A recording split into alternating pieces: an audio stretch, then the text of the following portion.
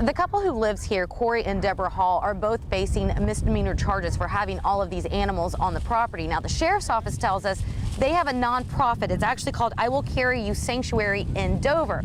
But the sheriff says that this is not a nonprofit. Instead, they were selling the animals. I mean, we've seen some pretty bad things, but so we're gonna take him. It's definitely a lot more horrific than you'd like to see.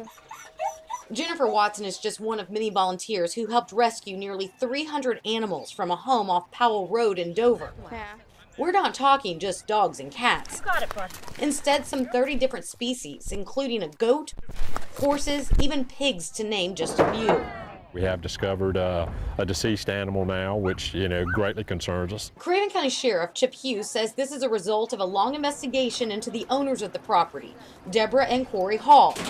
He says on top of the welfare of the animals, this was a public health issue, since many of the animals were not vaccinated and had various diseases like parvo. And children are in this home as well. There are, and it's like I said, it's unsanitary, it's not safe conditions.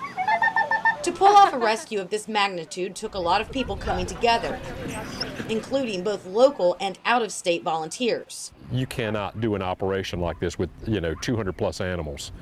You can't pull one off unless you have these resources, and that's why it's so imperative.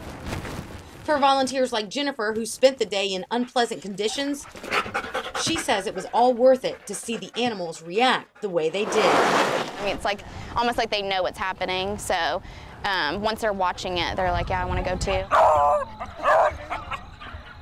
The sheriff says the couple could face additional charges. In Dover, I'm Christy Hutchings with News Channel 12.